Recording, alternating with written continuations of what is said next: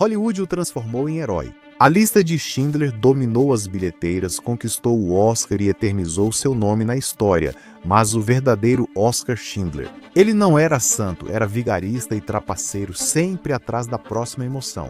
Só uma coisa o motivava: dinheiro. Ele chegou a entrar no Partido Nazista para tentar enriquecer rápido. E mesmo assim, esse mesmo homem se tornou um dos maiores heróis do Holocausto. O charme e a astúcia, que antes serviam à ganância, viraram suas principais armas contra os nazistas.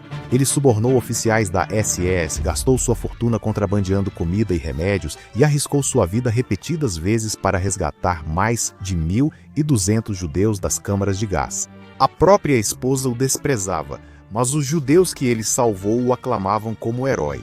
Eles ficaram com ele muito tempo após a guerra, mesmo quando estava sem dinheiro. Quem foi o nazista corrupto que virou um dos heróis mais improváveis da história? Oskar Schindler sempre foi problemático. Na adolescência, ele foi apelidado de Schindler, o trapaceiro, por crimes como falsificar boletim e roubar clientes no trabalho. Casou-se com Emily Pelzel. Aos 19 anos, gastou o dote dela em um carro e teve várias amantes. A polícia já o conhecia por embriaguez em público, que o levou várias vezes à prisão. Mas por trás da valentia, Schindler tinha uma verdadeira obsessão: dinheiro puro e simples. O problema era que ele não sabia economizar. Ele faliu o negócio da família, fracassou como vendedor e pulou de um emprego sem futuro para outro. Schindler nasceu em família rica nos Sudetos, Tchecoslováquia, e manteve forte lealdade às raízes alemãs. Quando o Partido Alemão dos Sudetos ganhou popularidade, ele viu uma grande oportunidade. O partido era pró-nazista e propagava antissemitismo. Para Schindler, era uma forma de fazer conexões lucrativas que valeram a pena. Em 1936, elas o ajudaram a trabalhar no serviço de inteligência militar nazista, vendendo segredos sobre ferrovias e tropas tchecas. Era um bom esquema, uma maneira sólida de ganhar um dinheiro extra, e se isso ajudasse os nazistas a anexar os Sudetos, isso era só um bônus. Mesmo assim, ele se via como alemão. O trabalho continuou até as autoridades tchecas prenderem Schindler por espionagem, o que deveria encerrar tudo, mas a história o salvou. Poucos meses após sua prisão, os nazistas anexaram os Sudetos e Schindler estava livre. Imediatamente, ele se candidatou para ser membro do Partido Nazista. Apesar de suas prisões e histórico duvidoso, ele foi aceito. Quando a Segunda Guerra Mundial começou, Schindler foi à Cracóvia ocupada pelos nazistas, juntando-se a empresários alemães que queriam lucrar com o caos. Ele negociava mercadorias ilegais no mercado negro durante o dia.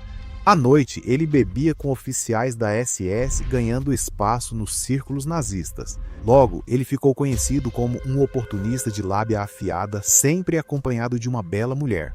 Naquele período, os nazistas expulsavam poloneses de suas propriedades e confiscavam negócios.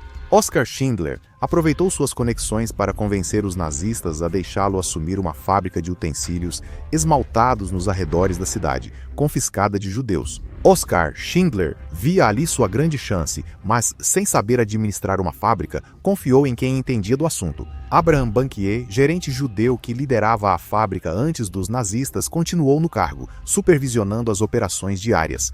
Oskar Schindler manteve a fábrica ativa e, em 1941, os negócios prosperavam. Ele enfim conquistava a riqueza que sempre desejou. Fora da fábrica, Cracóvia mudava rapidamente. Os nazistas começaram a destruir a vida judaica na Europa, e as leis rígidas e braçadeiras com a estrela de Davi foram só o início. A humilhação virou rotina quando oficiais da SS arrastavam idosos para a rua, raspavam suas barbas e os obrigavam a esfregar as calçadas. Mas tudo podia piorar.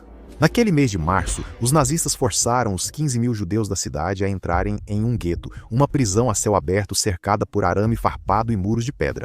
E com o gueto veio uma nova política nazista. Donos de fábricas pagavam uma taxa diária para alugar judeus forçados, por valor inferior ao dos trabalhadores poloneses. Para Schindler, o acordo era bom demais para recusar. Ele rapidamente aceitou. Em pouco tempo, escravos judeus do gueto de Cracóvia chegaram a Amália. Outros donos de fábricas espancavam seus trabalhadores judeus, fazendo-os trabalhar até desmaiarem de exaustão. Mas Schindler sempre garantia que seus trabalhadores tivessem o suficiente para comer. Ele fazia questão de conseguir remédios para os doentes. Ele ainda priorizava o lucro, mas, ao conviver mais com seus trabalhadores judeus, algo dentro dele começou e continuou mudando. Em julho de 1942, nazistas invadiram o gueto de Cracóvia, espancando pessoas e forçando judeus a embarcar em trens para o campo de extermínio de Belzec. 14 trabalhadores de Schindler, incluindo seu gerente de confiança, foram levados em vagões de gado rumo ao inferno. Schindler não conseguia ver homens conhecidos sendo levados ao inferno. Ele convenceu os nazistas de que precisava dos trabalhadores para da fábrica. Funcionou. Os homens saíram do trem. Por um momento, Schindler respirou aliviado, sabendo que tinha acabado de salvar 14 vidas, mas esse alívio não durou. Ele tinha salvado 14 pessoas, mas quantos milhares estavam sendo colocados em vagões de gado e levados para a própria morte? Mais tarde, ele refletiu. A partir deste dia, nenhuma pessoa sensata poderia deixar de ver o que aconteceria. Eu estava decidido a fazer tudo para derrotar o sistema. A transformação de Schindler estava completa. O nazista oportunista e ganancioso agora estava disposto a arriscar tudo para salvar vidas. Ele sabia que arriscava sua riqueza, reputação e vida, mas não se importava. 370 judeus trabalhavam em sua fábrica. Ele não podia salvar todos, mas faria de tudo para salvar aqueles que pudesse. Mesmo que isso significasse enfrentar os nazistas, ele teve a chance de desafiar os nazistas mais cedo do que esperava. Em março de 1943, os nazistas informaram que o gueto de Cracóvia seria encerrado, com moradores deportados para Plaszow ou mortos. Para proteger seus funcionários judeus, Schindler os manteve na fábrica durante a invasão nazista ao gueto. Sobreviveram à liquidação inicial, mas depois foram deportados para Plaszow. Se a vida no gueto de Cracóvia já era um pesadelo, Plaszow era ainda pior. Raramente os prisioneiros sobreviviam mais do que algumas semanas sob o comando aterrorizante de Aman Gut, conhecido como o açougueiro de Plaszow. Gut atirava nos prisioneiros da varanda de sua mansão ou os alinhava para abusos por diversão. Depois, ele voltava para sua música clássica, como se nada tivesse acontecido. Schindler sabia que precisava ser esperto para tentar salvar seus trabalhadores judeus, então adotou seu papel de oportunista charmoso.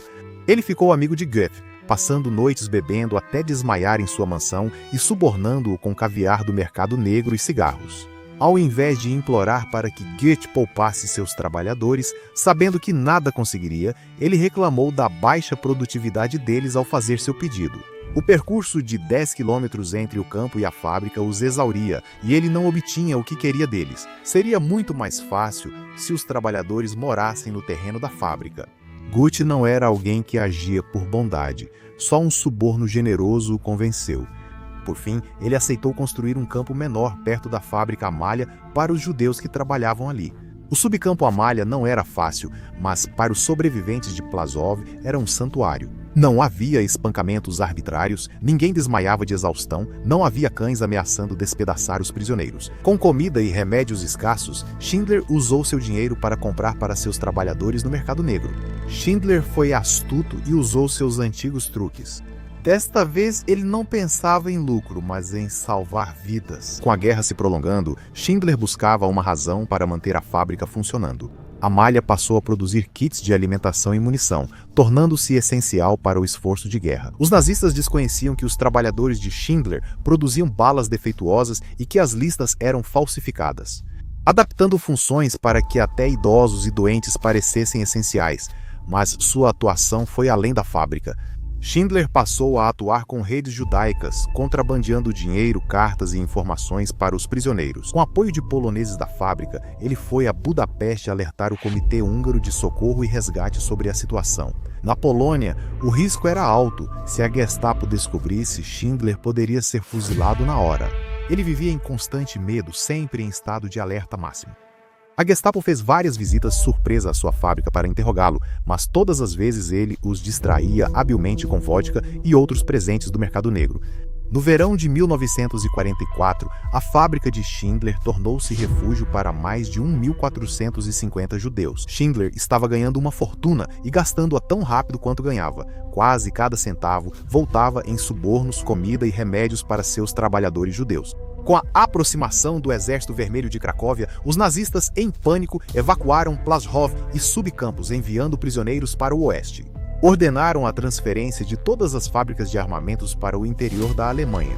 Se não conseguisse levar seus trabalhadores, teria que deixá-los ao próprio destino. Schindler assistiu impotente enquanto oficiais da SS forçavam centenas de seus trabalhadores judeus em vagões para Mauthausen, junto com seus lucros do mercado negro. Ele subornou oficiais da SS para que dessem água aos prisioneiros, esperando que esse gesto os ajudasse a sobreviver à viagem. Ele soube que os demais judeus de Plaszow seriam logo deportados para Gross Rosen e Auschwitz. Se ele não agisse, eles morreriam. Schindler buscou um novo local para a fábrica, subornando Gucci com joias, vodka e mulheres para obter permissão para transferir prisioneiros judeus para trabalhar com ele. No outono de 1944, a fábrica de Schindler foi transferida para Brunlitz, de volta à sua cidade natal na região dos Sudetos, e ele recebeu autorização para levar 1.000 prisioneiros judeus com ele. Agora a questão era quem ele salvaria. Cada pessoa na lista precisaria parecer absolutamente essencial para o esforço de guerra. Enquanto se preparava para a transferência, Schindler foi preso acusado de subornar Gucci. Alguns dos prisioneiros judeus correram para criar os documentos que ficariam conhecidos como a Lista de Schindler. Após horas e horas de agonia, eles finalmente compilaram duas listas, uma com 700 homens e outra com 300 mulheres. As listas incluíam alguns dos antigos trabalhadores de Schindler, mas a maioria nunca havia trabalhado para ele antes. Algumas famílias subornaram para entrar, outras simplesmente tiveram sorte. Se o seu nome estava na lista, você tinha uma chance de sobrevivência. Após mais de uma semana preso, Schindler foi libertado. Os 1.000 sortudos foram levados de trem para a nova fábrica. Mas, no caminho, os transportes foram desviados e, em vez de chegarem em segurança à nova fábrica de Schindler, os homens se viram no campo de Gross Rosen e as mulheres diante das chaminés. Auschwitz! Os homens foram soltos em poucos dias, mas as mulheres continuaram sofrendo lá com menores chances de sobreviver a cada dia. Ele conseguiu um acordo. As mulheres seriam liberadas, mas Schindler pagaria 7 Reichsmarks diários por cada uma. Schindler aceitou sem hesitar. Foi um acordo único em toda a terrível história de Auschwitz. Os judeus puderam sair vivos mesmo com as câmaras de gás ainda ativas. Quando as mulheres chegaram a Brunlitz, famintas e fracas, prisioneiros homens as receberam chorando e acenando. Oficiais da SS fizeram caretas para Schindler, que, calmo, ignorou sua comitiva nazista. Ele acalmou as mulheres. Tem sopa quente esperando por vocês. Fiquem tranquilos, agora estão comigo. A fábrica de Brunlitz operou de outubro de 1944 até o fim da guerra. Os Schindler viviam no campo e sua presença protegia os prisioneiros da brutalidade nazista. Mesmo com a comida cada vez mais escassa durante a guerra, Schindler seguiu gastando seus lucros no mercado negro.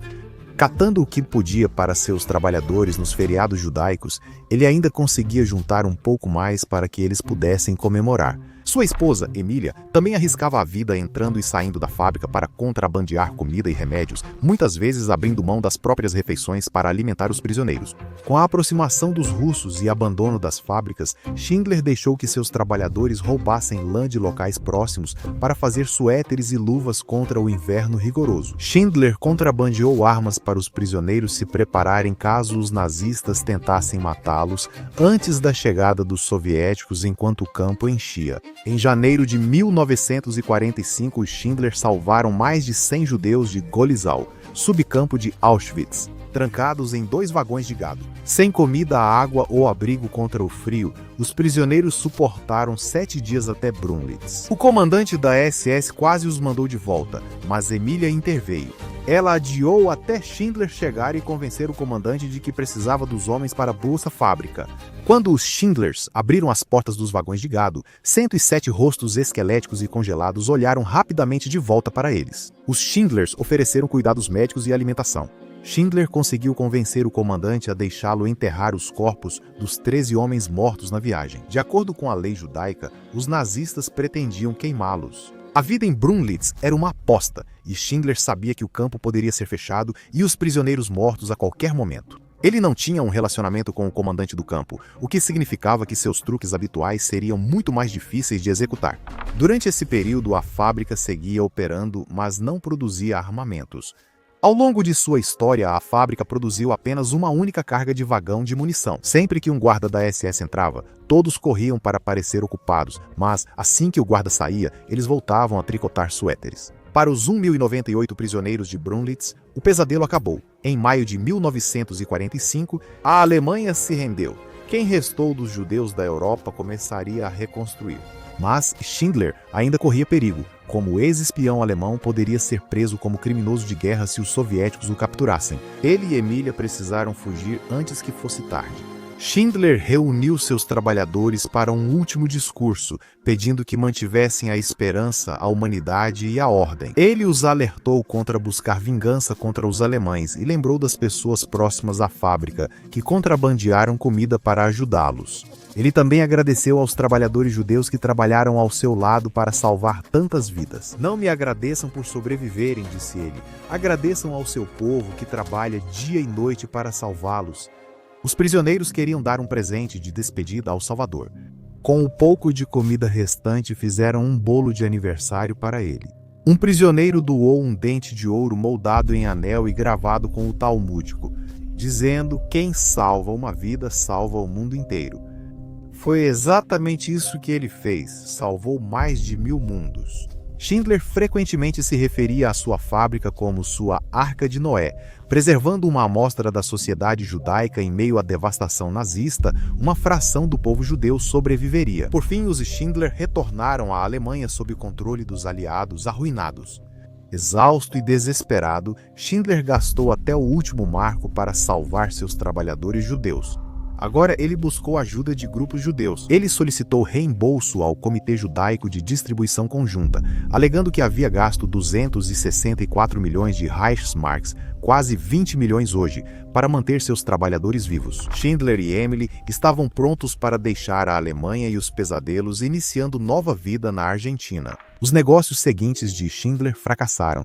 Em 1957, ele retornou sozinho à Alemanha. Ele viveu o restante da vida entre Alemanha e Israel, sendo cuidado pelos Schindler-Juden, pessoas que ele havia salvado. Em 1974, após anos de bebida, seu fígado falhou. Ele foi enterrado em Israel, onde sua lápide diz: "O inesquecível salvador de 1.200 judeus perseguidos." A história da coragem de Schindler começou a vir à tona enquanto ele ainda estava vivo, mas a fama só o encontrou depois que ele já havia partido. Já em 1949, sobreviventes começaram a escrever sobre ele em seus testemunhos. Um jornalista tentou publicar sua história, mas não conseguiu. Com as feridas da guerra ainda recentes, ninguém queria ouvir sobre um alemão bom, especialmente com um passado tão duvidoso. Em 1964, a BBC fez uma reportagem sobre ele quando ainda estava vivo e sem dinheiro. Yad Vashem quase o incluiu entre os justos entre as nações, mas desistiu após acusações de roubo e abuso feitas por 2 judeus de Cracóvia. Nos primeiros anos da guerra, tudo mudou em 1982 com a publicação do romance do australiano Thomas Keneally. A lista de Schindler é fruto de meses de pesquisa e entrevistas com os Schindler-Juden, a esposa e amigos de Schindler após a guerra. 11 anos depois, o premiado filme de Steven Spielberg levou a história de Schindler ao estrelato. O filme trouxe o Holocausto para a consciência global, moldando para sempre a compreensão do mundo sobre esse momento da história. Um sobrevivente disse mais tarde: "Oskar Schindler me deu a vida, mas Steven Spielberg me deu uma voz." No mesmo ano, Yad Vashem reconheceu Oskar e Emily Schindler como justos entre as nações. Oskar Schindler foi um herói. Ele não era o típico benfeitor de coração puro que costumamos imaginar. Seus motivos eram questionáveis, seus métodos tortuosos, e ainda assim foi justamente sua disposição para mentir, subornar e manipular que o tornou um herói.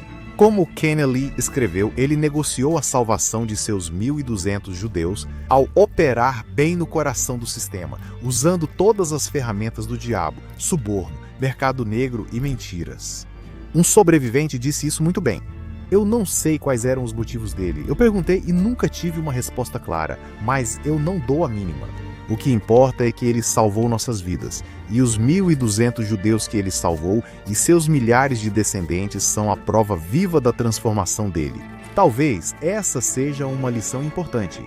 Heróis têm várias formas, e até os mais imperfeitos podem se superar quando a situação exige.